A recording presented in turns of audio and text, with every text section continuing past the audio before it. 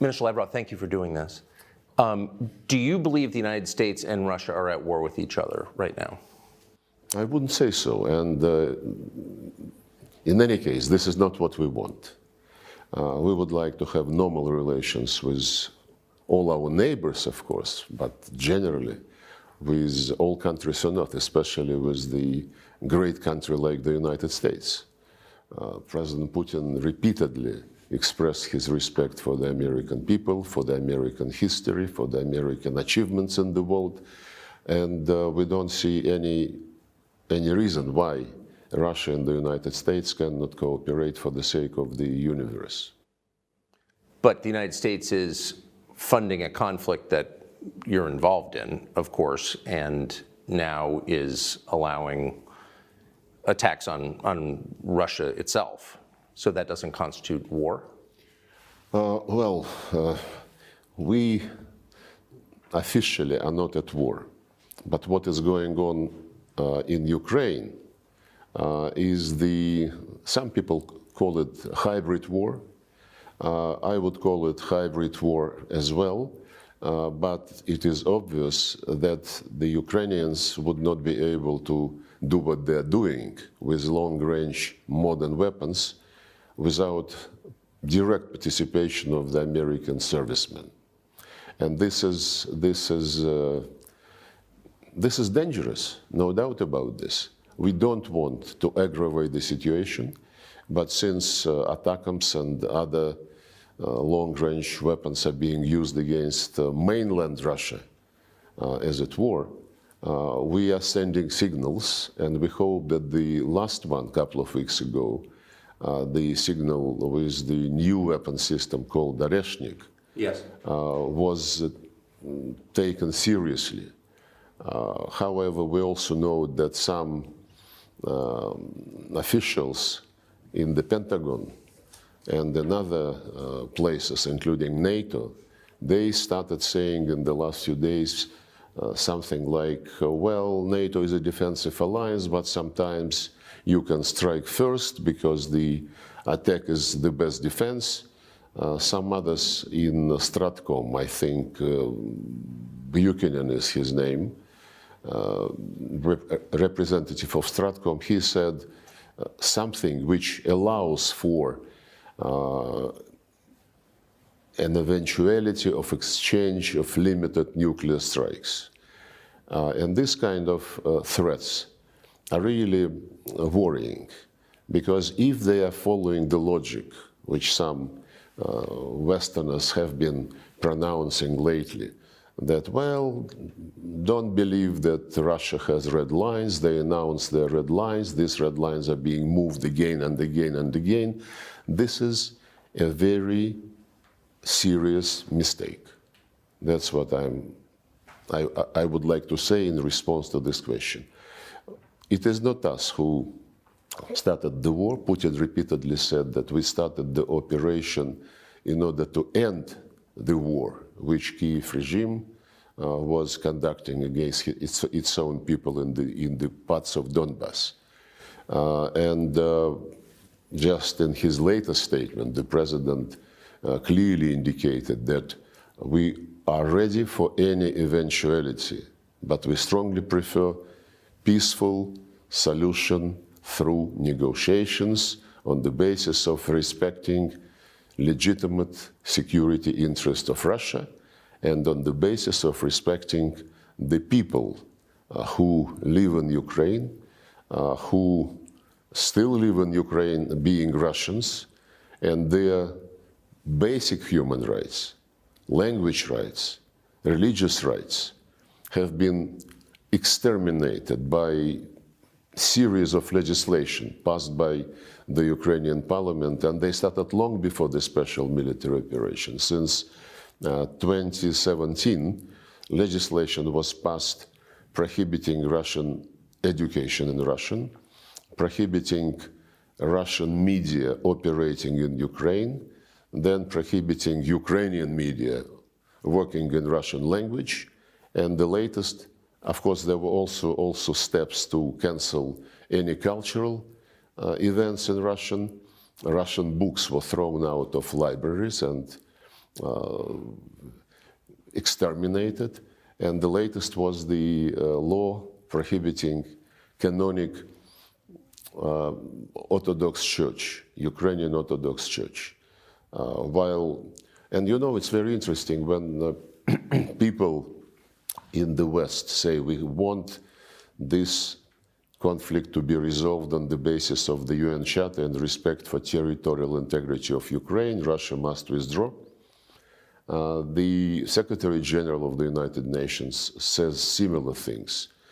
Recently, his representative repeated that the conflict must be resolved on the basis of international law, UN Charter, General Assembly resolutions, while respecting territorial integrity of Ukraine.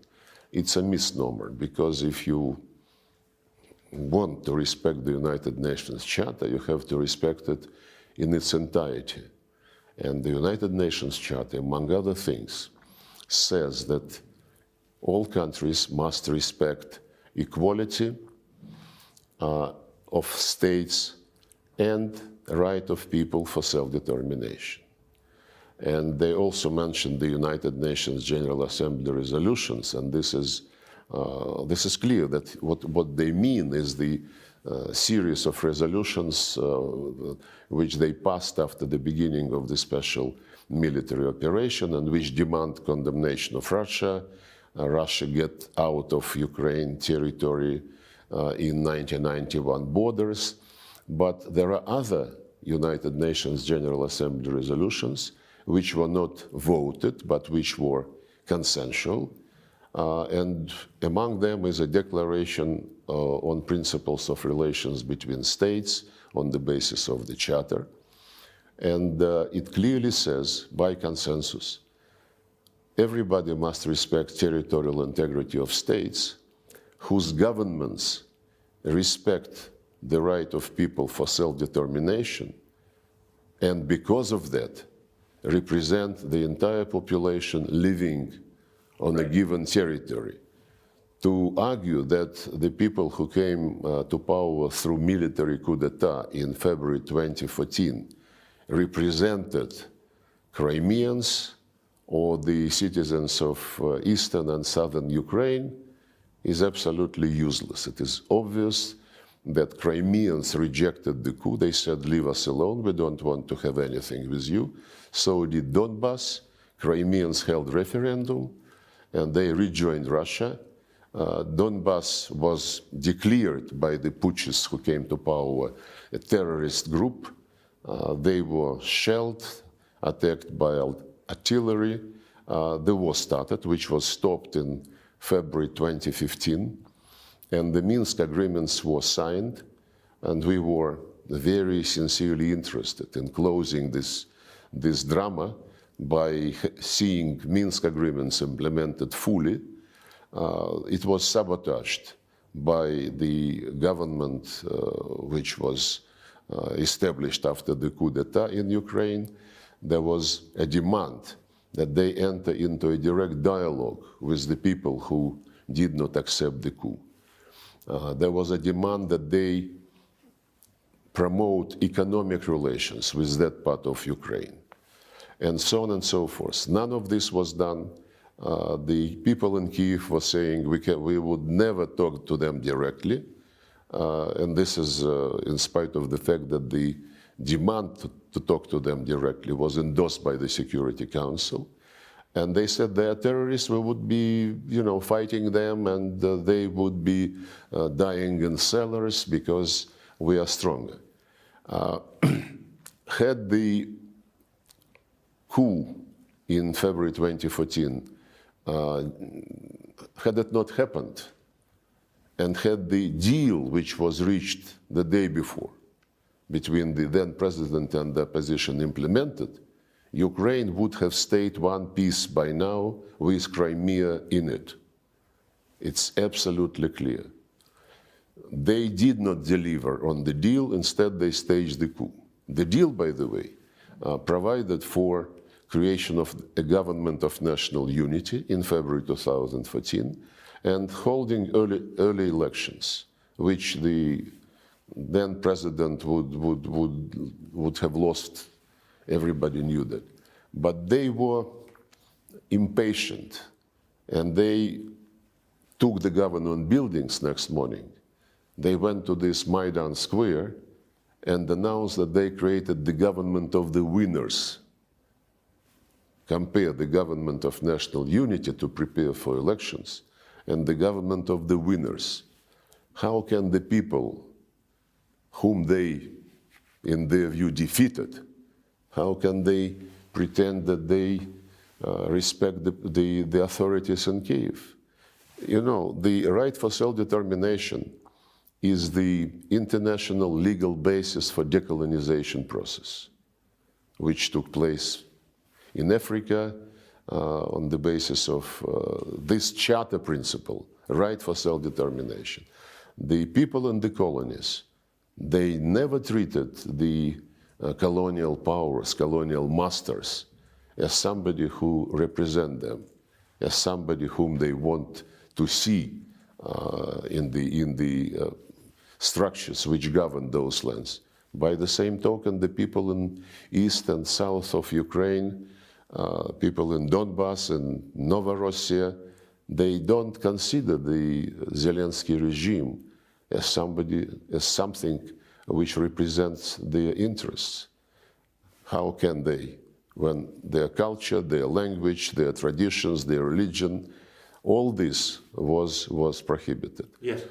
And the last point is that if we speak about the UN Charter, resolutions, international law, the very first article of the UN Charter, which the West never recalls in the Ukrainian context, says respect human rights of everybody, irrespective of race, gender, language, or religion.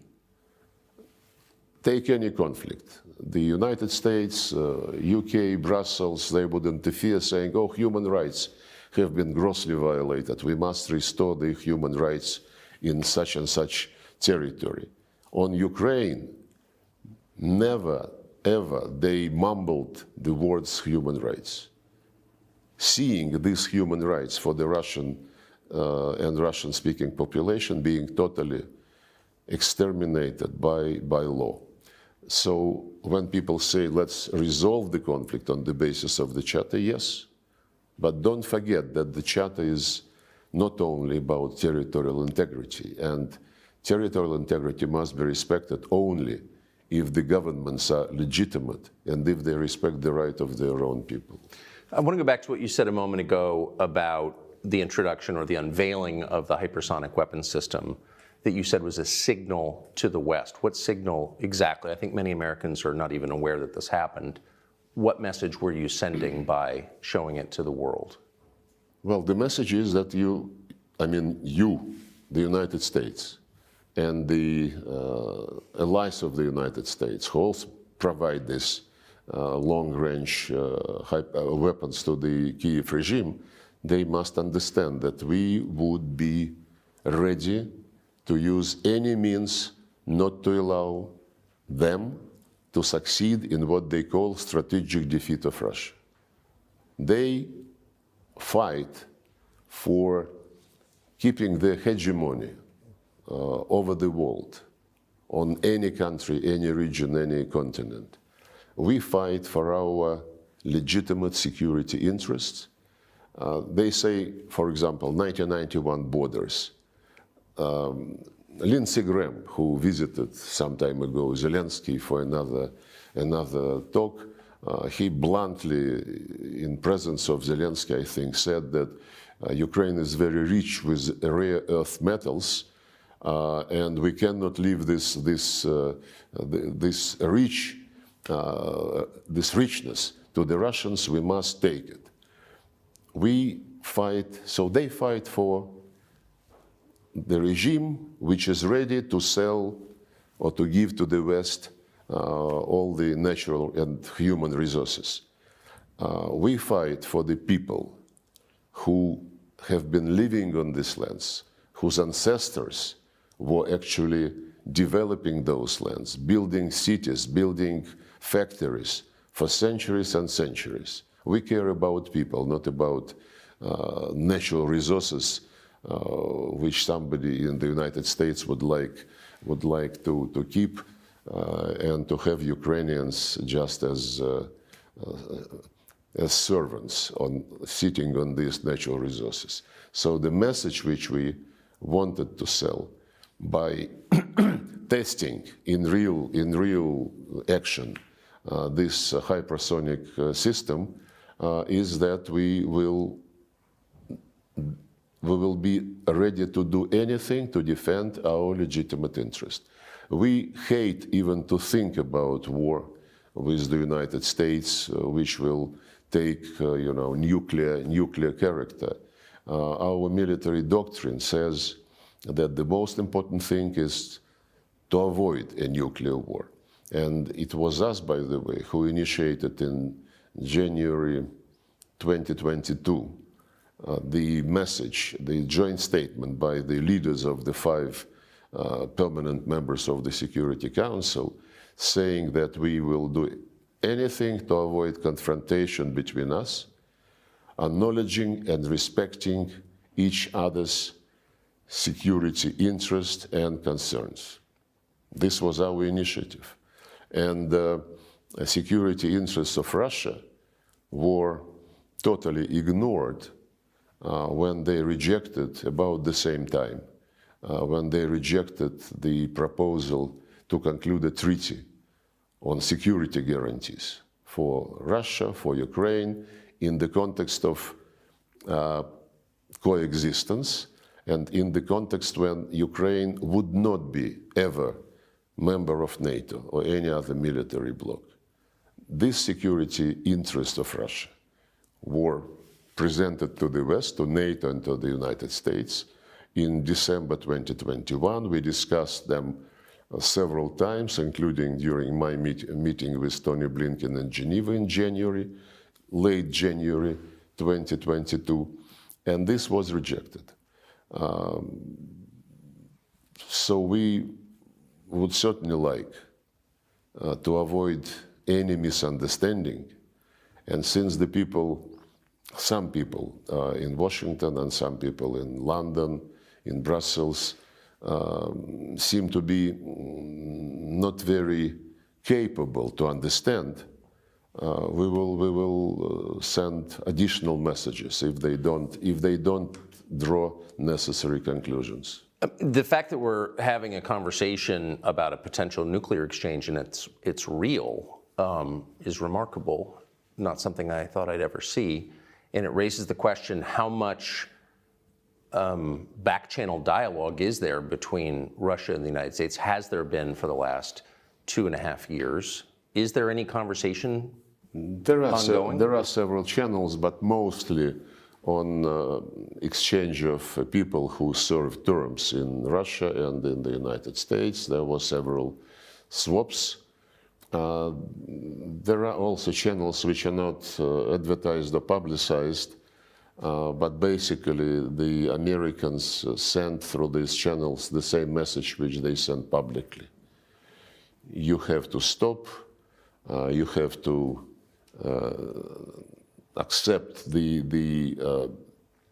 way which will be based on the Ukrainian needs and Ukrainian position. They support this absolutely pointless peace formula by Zelensky, which was additioned recently by Victory Plan. They held several series of meetings, Copenhagen format, Bürgenstock, what have you, and they brag that next year, first half of next year, they will convene another conference and they will graciously invite Russia at that time, and then Russia would be presented an ultimatum. All this is seriously repeated through various confidential channels. Now we hear something different, including Zelensky's statements that we can stop now at the line of engagement, line of contact. The Ukrainian government will be admitted to NATO, but NATO guarantees at this stage would cover only the territory controlled by the government, and the rest would be subject to negotiations, but the end result of these negotiations must be total withdrawal of Russia from Russian soil, basically. Wait, but just if I can just go back. Leaving Russian people to the Nazist regime, which exterminated all the rights of the Russian and Russian-speaking citizens of their own country. If I can just go back to the question of nuclear exchange, so there is no mechanism by which the leaders of Russia and the United States can speak to each other to avoid the kind of misunderstanding that could kill hundreds of millions of people? No. We have this channel, which is automatically engaged when ballistic missile launch is taking place. As regards this Oreshnik hypersonic ballistic missile, mid-range ballistic missile, 30 minutes in advance, this system sent the message to the United States, and they knew that this was the case, and that they don't mistake it for anything bigger and real dangerous. Well, I think the system sounds very dangerous. Well, it was a test launch, you know. Yes. Oh, you're speaking of the test. Okay. But I just wonder how worried you are that, considering there doesn't seem to be a lot of conversation between the two countries, both sides are speaking about exterminating the other's populations, that this could somehow get out of control in a very short period and no one could stop it. It seems incredibly... No, we're not talking about exterminating anybody's population. We did not start this war. We have been, for years and years and years, sending warnings that pushing NATO closer and closer to our borders is going to create a problem. Yes. 2007, Putin started to explain, to the people who seem to be overtaken by the end of history and being dominant, no challenge, and so on and so forth. And of course, when the coup took place, the Americans did not hide that they were behind it. There is a conversation between Victoria Nuland and the then American ambassador in Kyiv when they discuss personalities to be included in the new government after the coup. The figure of $5 billion spent on Ukraine after independence was mentioned as the guarantee that everything would be like the Americans want. So we don't have any intention to exterminate Ukrainian people. They are brothers and sisters to the Russian people. How many have died so far, do you think, on both sides? It is not disclosed by Ukrainians. Zelensky was saying that it is much less than 80,000 persons on Ukrainian side. But there is one very reliable figure in Palestine. During 1 year after the Israelis started their operation in response to this terrorist attack, which we condemned, and this operation, of course, acquired the proportion of collective punishment, which is against international humanitarian law as well. So during 1 year after the operation started in Palestine, the number of civilians, Palestinian civilians, killed is estimated 45,000. This is almost twice as many as the number of civilians on both sides of Ukrainian conflict who died during 10 years after the coup. 1 year and 10 years. So it is a tragedy in Ukraine. It's disaster in Palestine, but we never ever had as our goal killing people. and Ukrainian regime did. The head of the office of Zelensky once said that we will make sure that cities like Kharkov, Nikolaev will forget what Russian means at all. Another guy in his office stated that Ukrainians must exterminate Russians through law or, if necessary, physically. Ukrainian former ambassador to Kazakhstan, forgot his name, became famous when giving an interview and looking into the camera, being recorded and broadcast. He said, our main task is to kill as many Russians as we can so that our kids have less things to do. And the statements like this are all over the vocabulary of the regime. How many Russians in Russia have been killed since February of 2022? It's not for me to disclose this information. In the time of military operations, special rules exist, and our Ministry of Defense follows these rules. But the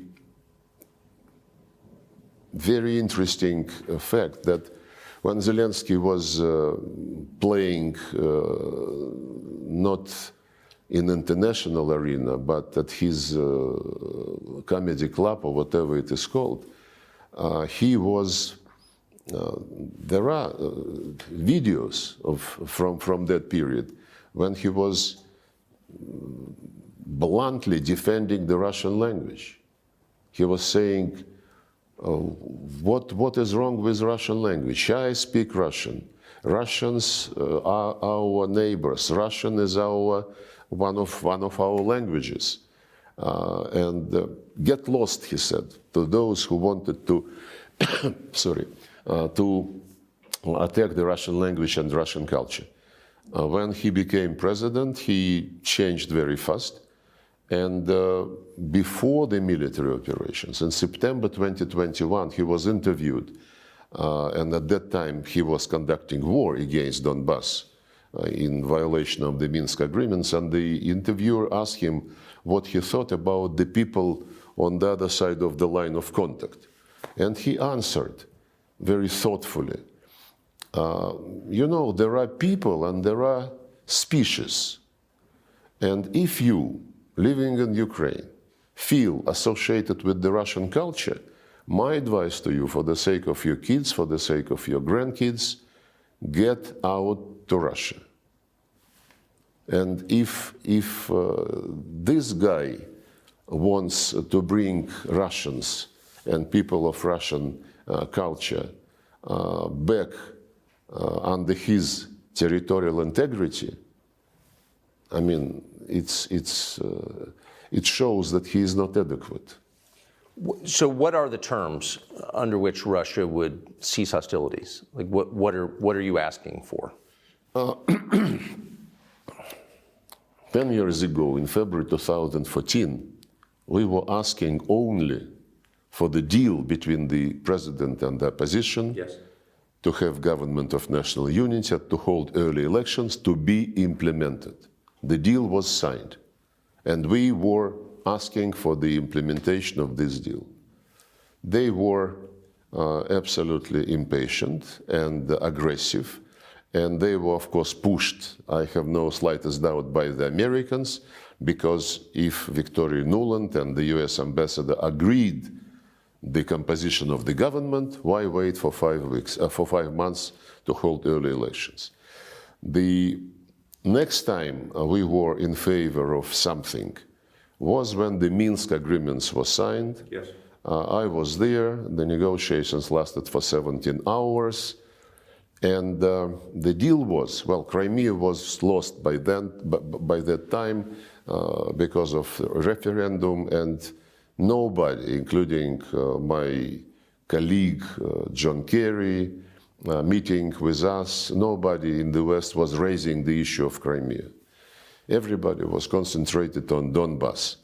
And the Minsk agreements provided for territorial integrity of Ukraine, minus Crimea, this was not even raised, and a special status for a very tiny part of Donbass, not for the entire Donbass, not for Novorossiya at all. Part of Donbass, under these Minsk agreements, endorsed by the Security Council, should have the right to speak Russian language, to teach Russian language, to study in Russian, to have local law enforcement like in the states of US, to be consulted when judges and prosecutors are appointed by the central authority, and to have some facilitated economic connections with neighboring regions of Russia. That's it. Something which President Macron promised to give to Corsica and still is considering how to do this. And when these agreements were sabotaged all along, first by Poroshenko and then by Zelensky, both of them, by the way, came to presidency running on the promise of peace, and both of them lied. So when these Minsk agreements were sabotaged to the extent that we saw the attempts to take this tiny part of Donbass by force, and we, as Putin explained, we have, at that time, we suggested these security arrangements to NATO and the United States, which was rejected. And when the Plan B was launched by Ukraine and its sponsors, trying to take this part of Donbass by force, it was then that we launched the special military operation. Had they implemented the Minsk agreements, Ukraine would be one piece minus Crimea. But even then, when Ukrainians, after we started the operation, suggested to negotiate, we agreed. There were several rounds in Belarus, and one later they moved to Istanbul. And in Istanbul, Ukrainian delegation put a paper on the table saying those are the principles on which we are ready to agree. And we accepted those principles. The Minsk principles. No, the Istanbul principles. Yes. That was April 22. Right. Which was no NATO, but security guarantees to Ukraine collectively provided with the participation of Russia. And these security guarantees would not cover Crimea or the east of Ukraine. It was their proposal. And it was initialed. And the head of the Ukrainian delegation in Istanbul, who is now the chair of the Zelensky faction in the parliament, he recently, a few months ago, in an interview, he confirmed that this was the case. And on the basis of these principles, we were ready to draft a treaty. But then this gentleman who headed the Ukrainian delegation in Istanbul, he said that Boris Johnson visited and told them to continue to fight. Then there was... But Boris Johnson, on behalf of the He said no, but you know, the guy who initialed the paper, he said it was Boris Johnson. Other people say it was Putin who ruined the deal because of the massacre in Bucha. But massacre in Bucha is something which they never mentioned anymore. Massacre in Bucha. I do, and we do. In a sense, they are on the defensive. Several times in the United Nations Security Council, sitting at the table with Antonio Guterres, 2 years ago and last year, last year and this year, the General Assembly, I raised the issue of Bucha and said, guys, it is strange that you are silent about Bucha because you were very vocal when BBC team found itself on a street where the bodies were located.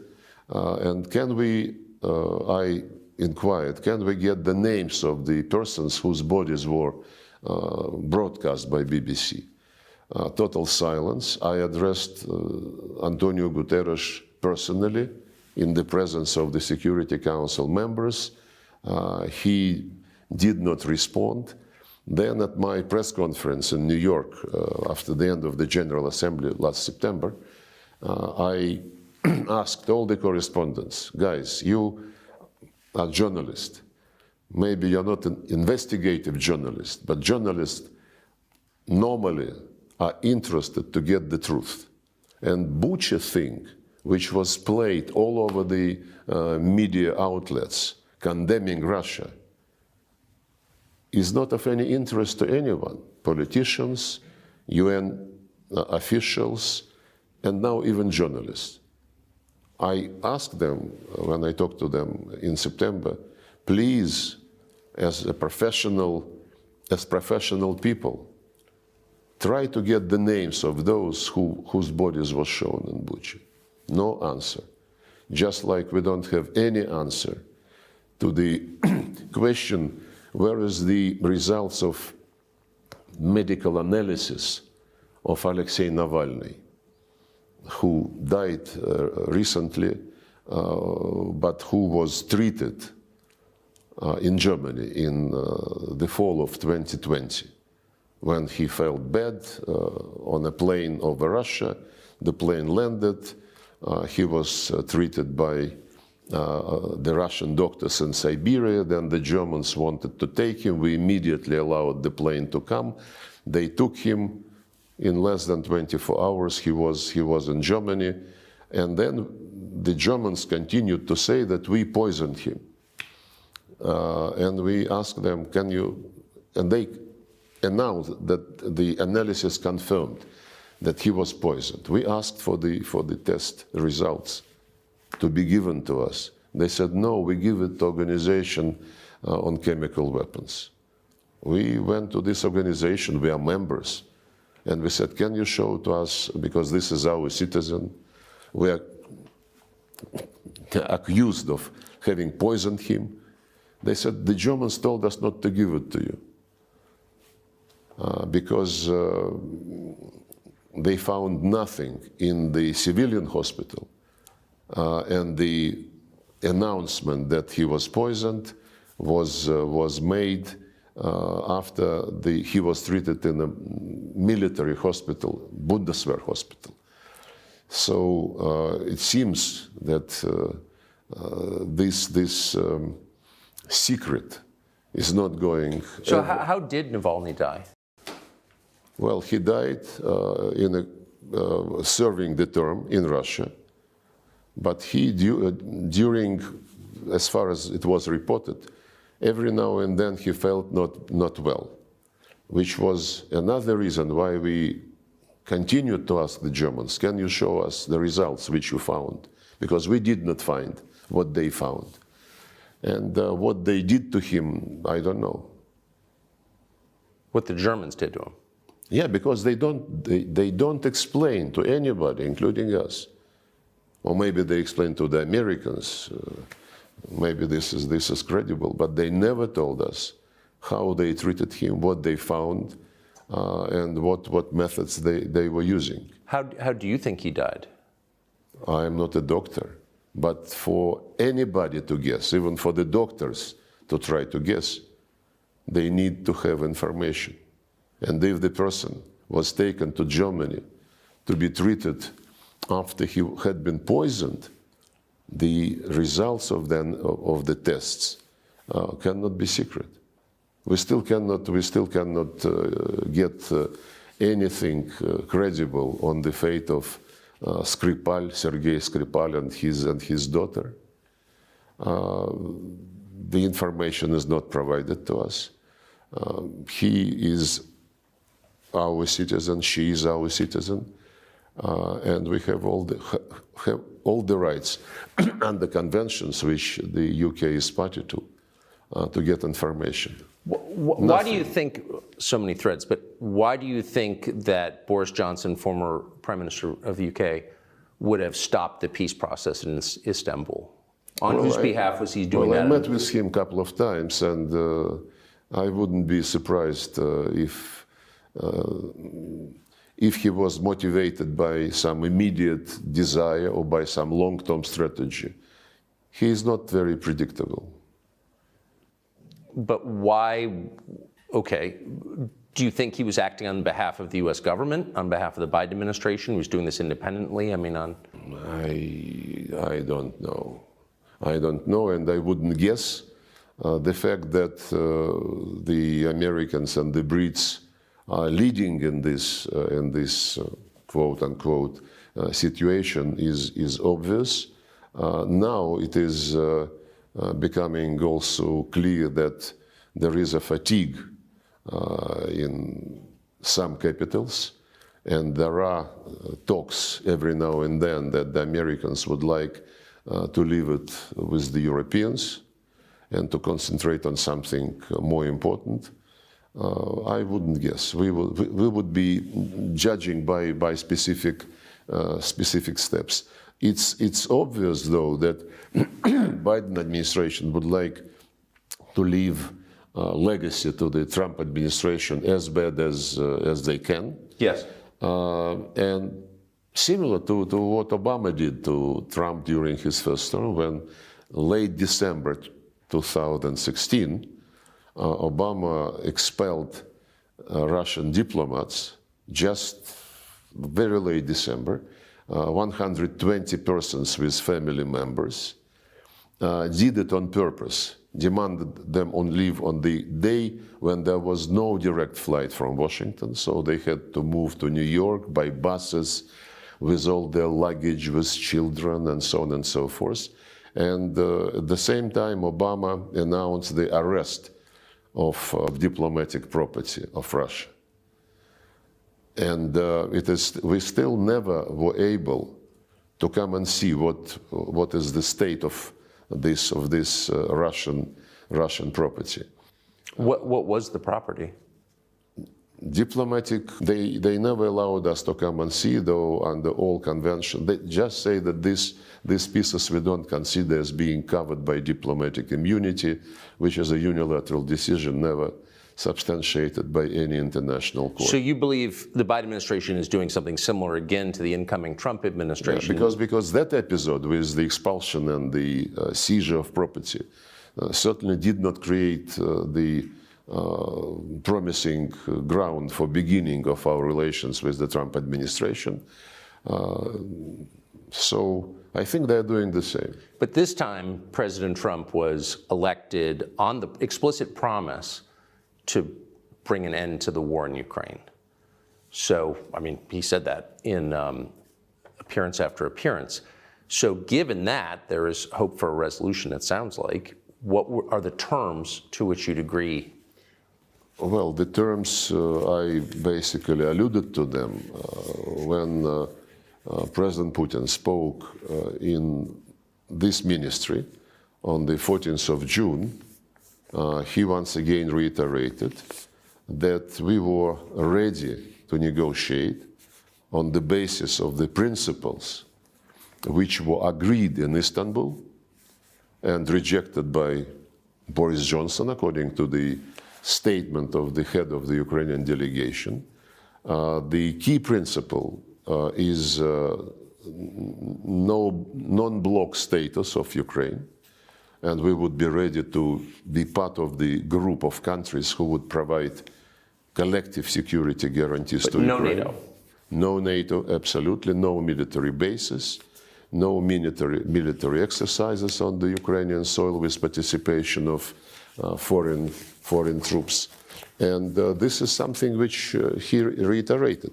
But of course, he said, it was April 2022. Now some time has passed. And the realities on the ground would have to be taken into account and accepted. The realities on the ground are not only the line of contact, but also the changes in the Russian constitution after referendum was held in Donetsk, Lugansk republics and Kherson and Zaporozhye regions. Yes. And they are now part of the Russian Federation according to the constitution, and this is a reality. And of course, we cannot tolerate a deal which would keep the legislation, which I quoted, prohibiting Russian language, Russian media, Russian culture, Ukrainian Orthodox Church, because it is a violation of the obligations of Ukraine under the UN Charter, and somebody must be done about it. And the fact that the West, since this Russophobic legislative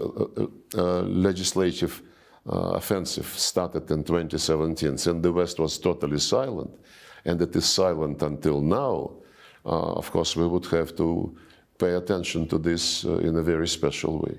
Would dropping sanctions against Russia be a condition? You know,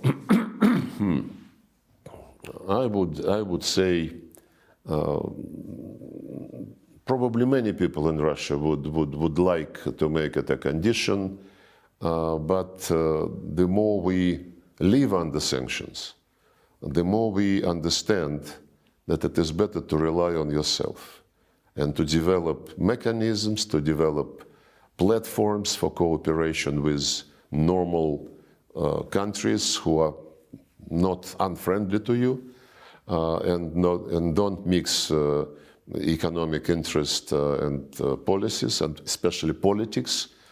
And we learned a lot after the sanctions started.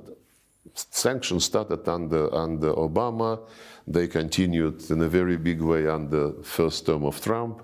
And these sanctions under the Biden administration are absolutely unprecedented. But what doesn't kill you makes you stronger, you know. And well, but it also just drives... They would be never kill us, so they are making us stronger. And driving Russia east. And so the vision that I think sane policymakers in Washington had 20 years ago is why not bring Russia into a Western bloc, sort of as a balance against the rising east. But it doesn't seem like that. Do you think that's still possible? I don't think so. When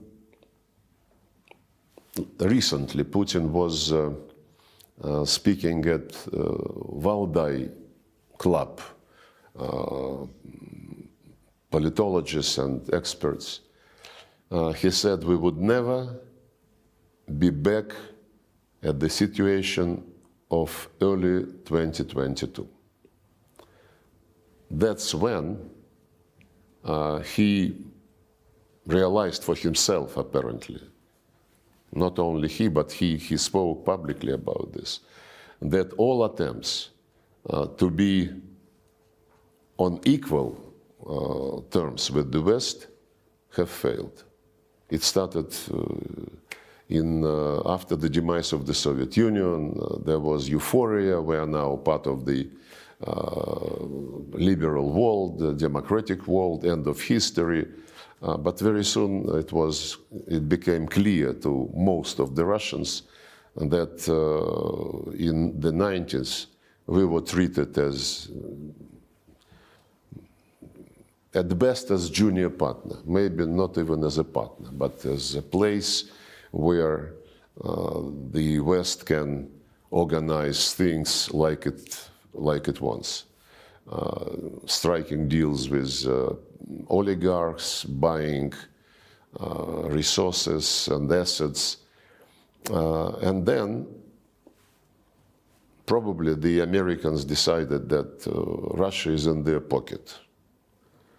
Boris Yeltsin, Bill Clinton, buddies, laughing, joking, but even at the end of Yeltsin's term, he started to contemplate that this was not something she wanted for Russia. And I think this was very obvious when he appointed Putin prime minister and then left earlier and blessed Putin as his successor for the elections which were coming and which Putin won. But when Putin became president, he was very much open to cooperation with the West. And he mentions about this quite regularly when he speaks with interviewers or at some international events. I was present when he met with George Bush Jr., with Obama. Well, after the meeting of NATO in Bucharest, which was followed by NATO-Russia summit meeting in 2008, when they announced that Georgia and Ukraine will be in NATO, and then they tried to sell it to, we asked why. There was lunch and Putin asked what was the reason for this. Good question. And they said, you know, this is something which is not obligatory. How come? Well, you know, to start the process of joining NATO, you need a formal invitation.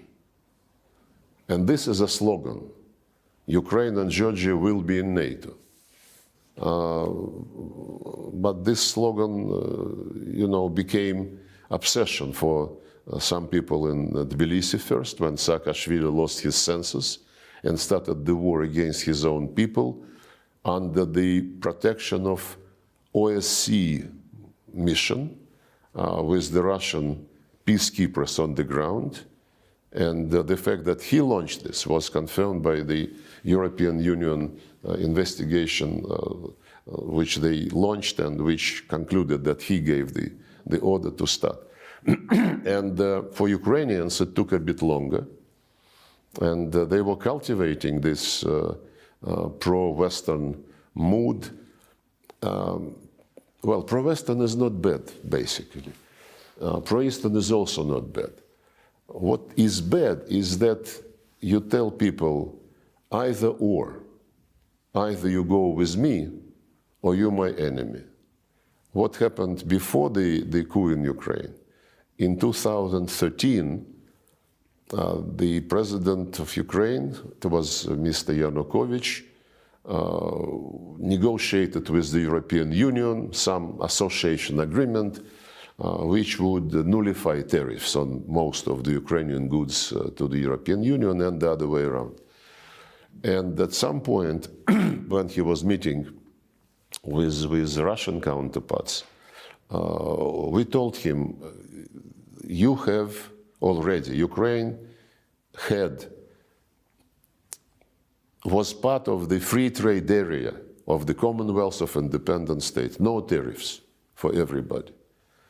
And we, Russia, negotiated agreement with World Trade Organization for some 15, 17 years, mostly because we bargained with European Union and we achieved some protection for many of our sectors, agriculture, some others.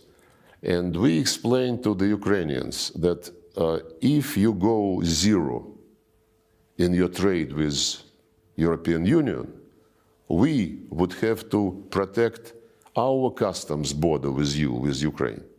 Otherwise, the zero tariff European goods would flood and would be hurting our industries, which we tried to protect and agreed for some protection. Then we suggested to the European Union, guys, Ukraine is our common neighbor.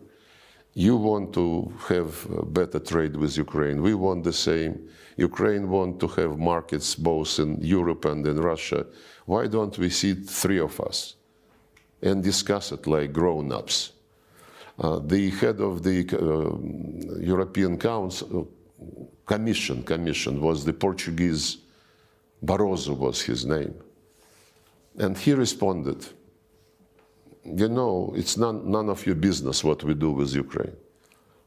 We, for example, we, the European Union, we don't ask you to discuss with us your trade with China. Absolutely arrogant answer. And then the president of Ukraine, Yanukovych, he convened his experts, and the experts said, yes, it would be not very good if we have opened the border with European Union, but the customs border with Russia would be closed, and they would be checking, you know, what is coming, so that the Russian market is not affected. And he announced in November 2013 that he cannot sign the deal immediately, and he asked the European Union to postpone it for next year, until next year. That was the trigger for Maidan, which was immediately thrown up and ended by the coup. So my point is that this either or. Actually, the first coup took place in 2004, when after second round of elections, the same Mr. Yanukovych won presidency, the West raised hell, and put pressure on the Constitutional Court of Ukraine to rule that there must be a third round. And the Constitution of Ukraine says 2 rounds. And the Constitutional Court, under the pressure of the West, violated the Constitution for the first time then. And pro-Western candidate was chosen. At that time, when all this was taking place and boiling, the European leaders were publicly saying, Ukrainian people must decide, are they with us or with Russia? This either or is still very much But it is the way that big countries behave. I mean, there are certain orbits, and now it's BRICS versus NATO, US versus China, and it sounds like you're saying the Russian-Chinese alliance is permanent. Well, we are neighbors. We are neighbors, and geography is very important. And but you're also neighbors with Western Europe. You're part of it, in effect. Well, through Ukraine, and the Western Europe wants to come to our borders. And there were plans that, were discussed almost openly to put British naval bases on the Sea of Azov. Crimea was eyed, dreaming about creating NATO base in Crimea, and so on and so forth. We have been very friendly with Finland, for example. Overnight, the Finns came back to early years of preparation for World War II, when they were best allies of Hitler, and all this neutrality, all this friendship, going to sauna together, playing hockey together, all this disappeared overnight. So maybe this was deep in their hearts, and the neutrality was burdening them, and niceties were burdening for them. I don't know. They're mad about the Winter War. Huh? That's totally possible. Can you negotiate with Zelensky? You've pointed out that he has exceeded his term. He's not, democratically elected president of Ukraine anymore. So do you consider him a suitable partner for negotiations? Putin addressed this issue as well, many times. In September 2022, during the first year of the special operation, Zelensky, in his conviction that he would be dictating the terms of the situation also to the West, he signed a decree prohibiting any negotiations with Putin's government. And when, during public events, after that episode, Putin is asked why Russia is not ready for negotiations, he said, don't turn it upside down. we are ready for negotiations, provided it will be based on the balance of interest tomorrow. But Zelensky signed this decree prohibiting negotiations. And for starters, why don't you tell him to cancel it publicly?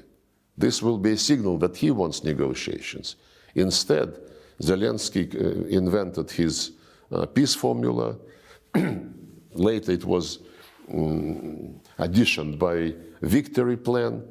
And they keep saying, we know what they say when they meet with European Union ambassadors and in other formats.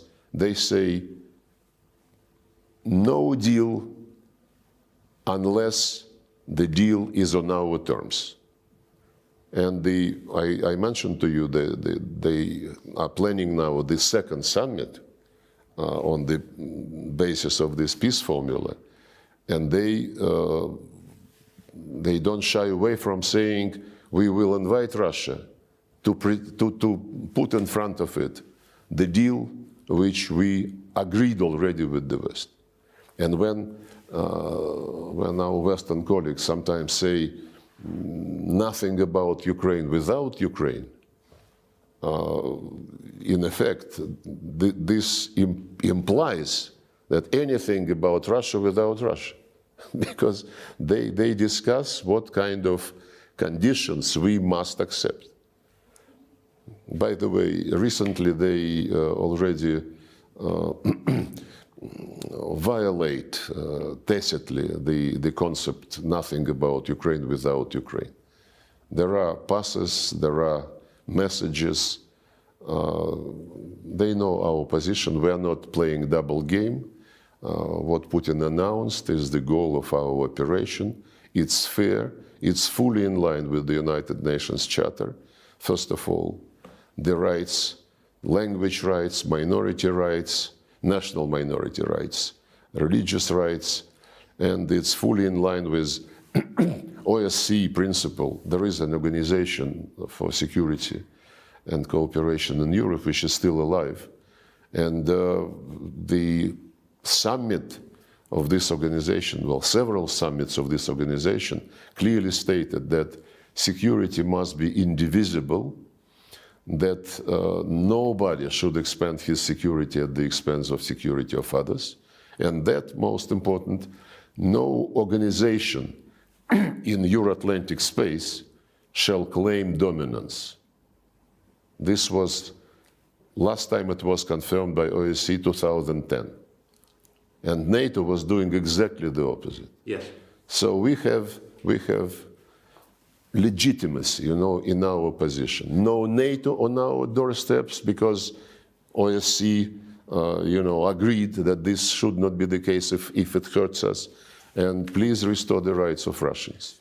Who do you think has been making foreign policy decisions in the United States? This is a question in the United States. Who is making these decisions? I wouldn't guess. I haven't seen Tony Blinken for years. When was the last time? 2 years ago, I think, at the G20 summit, was it in Rome or somewhere? In the margins. His assistant, I was representing Putin, and his assistant came up to me during a meeting and said that Tony wants to talk just for 10 minutes. I left the room, we shook hands, and he said something about the need to de-escalate and so on and so forth. I hope he is not going to be angry with me since I am disclosing this. But we were meeting in front of many people present in the room. And I said, we don't want to escalate. You want to inflict strategic defeat upon Russia. He said, no. It is not strategic defeat globally. It is only in Ukraine. You've not spoken to him since? No. Have you spoken to any officials in the Biden administration since then? I don't want to ruin their career. But have you had meaningful conversations? No. Not at all. No, when I met in international events, one or another person whom I know, an American, I mean. Yeah. Some of them say hello, some of them exchange few words, but I never impose myself because but nothing meaningful behind the scenes. It's becoming contagious, you know, when they see when somebody sees an American talking to me or a European talking to me. Europeans are running away when they see me. During the last G20 meeting, it was ridiculous. Grown-up people, mature people, they behave like kids, so childish, unbelievable. So you said that when in 2016 in December, the final moments of the Biden administration, Biden made the relationship between the United States and Russia more difficult. Obama. Rather. Biden Obama was vice president. Exactly. I'm so sorry.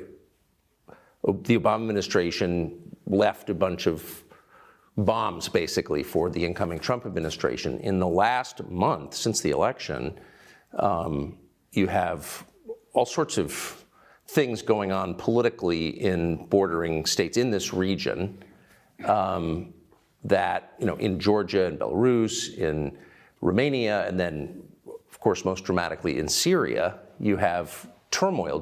Does this seem like part of an effort by the United States to make the resolution more difficult? There is nothing new, frankly, because the U.S. Historically, in foreign policy, was motivated by making some trouble and then to see if they can fish in the muddy water. Iraqi aggression, Libyan adventure, ruining the state, basically. Fleeing from Afghanistan, now trying to get back through the back door, using the United Nations, you know, to organize some event where the U.S. can be present, in spite of the fact that they left Afghanistan in very bad shape and arrested money, don't want to give it back. I think this is, if you analyze the American foreign policy steps, adventures, most of them is the right word. That's the pattern. They create some trouble and then they see how to use it. In Georgia, you know, when the OSCE monitors elections, when it used to monitor elections in Russia, they would always be very negative, and on other countries as well, Belarus, Kazakhstan. This time in Georgia, the monitoring mission of OSCE presented a positive report, and it is being ignored. So when you need endorsement of the procedures, you do it when you like the results of the election. If you don't like the results of elections, you ignore it. It's like when the United States and other Western countries recognized unilateral declaration of independence of Kosovo, they said this is the self-determination being implemented. When a few years later, and there was no referendum in Kosovo, unilateral declaration of independence. By the way, after that, the Serbs approached International Court of Justice, which ruled that, well, normally they are not very specific, you know, in their judgment, but they ruled that unilateral, or rather, when part of a territory declares independence, it is not necessarily to be agreed with the central authorities. And when a few years later, Crimeans were holding referenda with invitation of many international observers, not from international organizations, but from parliamentarians in Europe, in Asia, in post-Soviet space. They said, no, we cannot accept this because this is violation of territorial integrity. Right. You pick and choose. The UN Charter is not a menu. You have to respect it in all its entirety. So who's paying the rebels who've taken parts of Aleppo? Is the Assad government in danger of falling? What is happening exactly in your view in Syria? Well, we had a deal when this crisis started, and we are organized the Astana process of Russia, Turkey, and Iran. We meet regularly, and another meeting is being planned before the end of the year or early next year to discuss the situation on the ground. And the rules of the game is to help Syrians to come to terms with each other and to prevent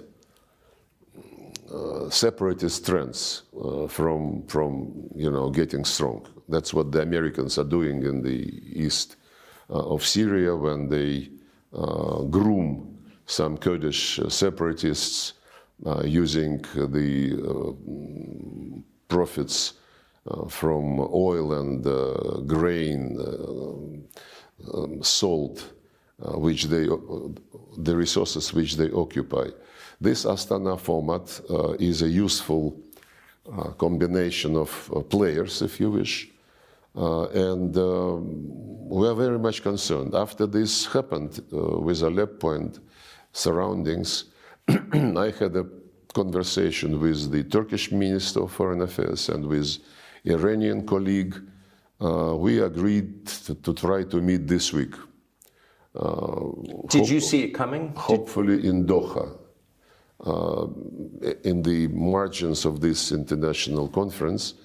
We would like to discuss the need to come back to strict implementation of the deals on Idlib area, because Idlib de-escalation zone was the place from where the terrorists moved to take Aleppo, and the arrangements reached in 2019 and 2020 provided for our Turkish friends to control the situation in the Idlib de-escalation zone and to separate the Hayat Tahrir al-Sham, former Nusra, from the opposition which is non-terrorist and which cooperates with Turkey.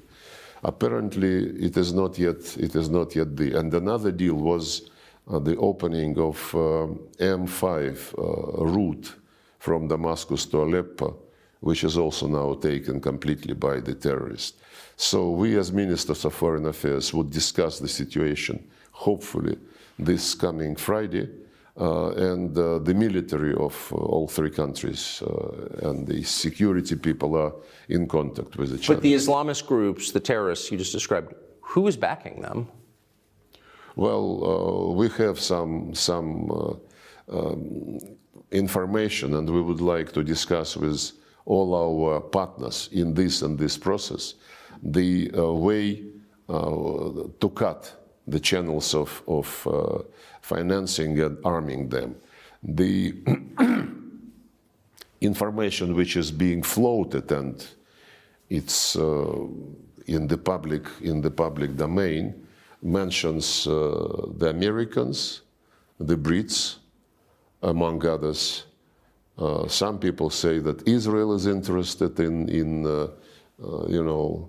making this situation aggravate so that Gaza is not under very close scrutiny. It's a complicated game. Many actors are involved, and I hope that the contacts which we are planning for this week will help stabilize the situation. What do you think of Donald Trump?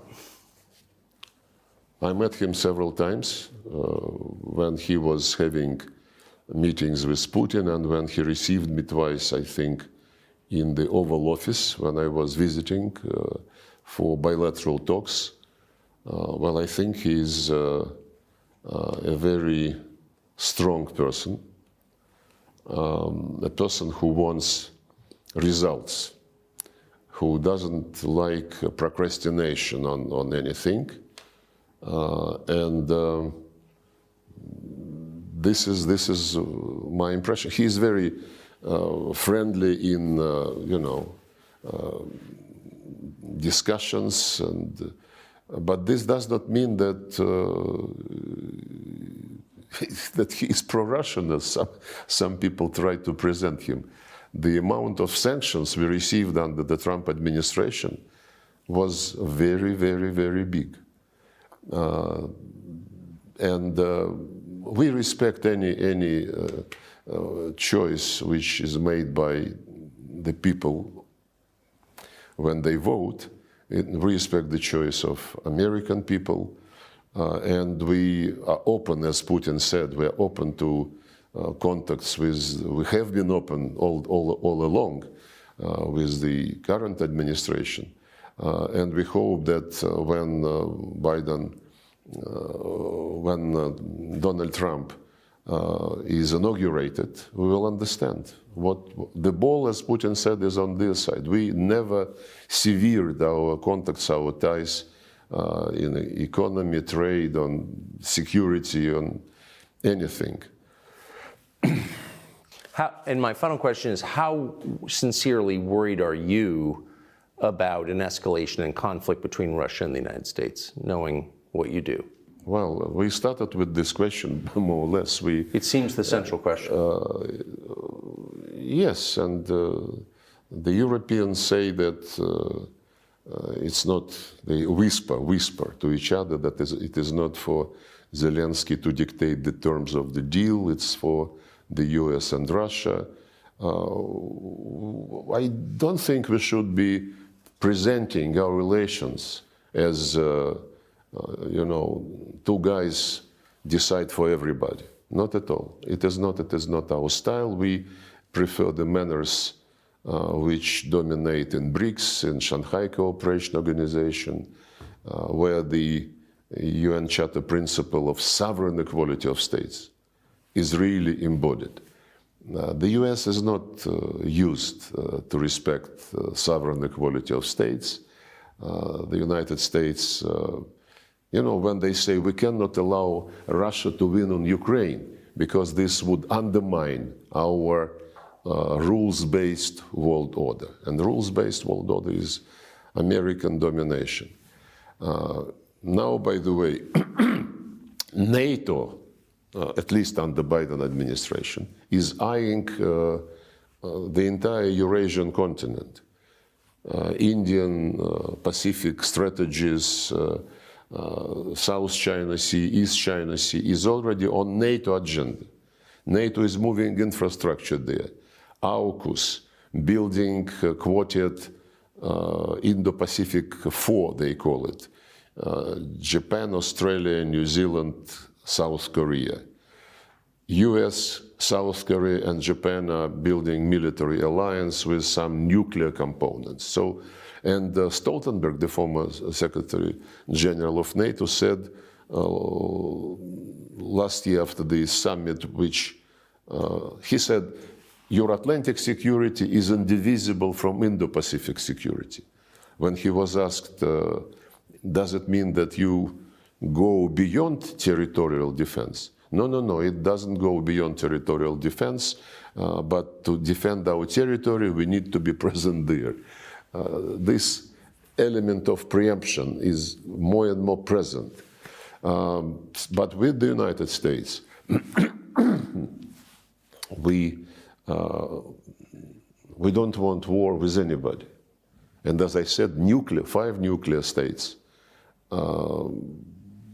declared at the top level in January 2022 that we don't want confrontation with each other and that we shall respect each other's security interests and concerns. And it also stated that nuclear war can never be won, and therefore nuclear war is not possible. And the same was reiterated bilaterally between Russia and the United States, Putin, Biden, when they met in 21 in Geneva in June. Basically, they reproduced the statement by Reagan and Gorbachev of 1987, I think, no nuclear war. And this is absolutely in our vital interest, and I hope that this is also in vital interest of the United States. I say so because some time ago, Mr. Kirby, who is White House communications coordinator or whatever, he was asking questions, answering questions, and about escalation and about possibility of nuclear weapons being employed. And he said, oh, no, we don't want escalation, because then if there is some nuclear element, then our European allies would suffer. So even mentally, he excludes that the United States can suffer. And this is something which makes the situation a bit risky. It might, if this mentality prevails, then some reckless steps could be taken, and this is bad. So what I think you're saying is American policymakers imagine there could be a nuclear exchange that doesn't directly affect the United States, and you're saying that's not true. That's what I said, yes. No, but you know, professionals in deterrence, nuclear deterrence policy, they know very well that it's a very dangerous game. And to speak about a limited exchange of nuclear strikes is an invitation to disaster, which we don't want to happen. Mr. Lavrov, thank you very much. Thank you.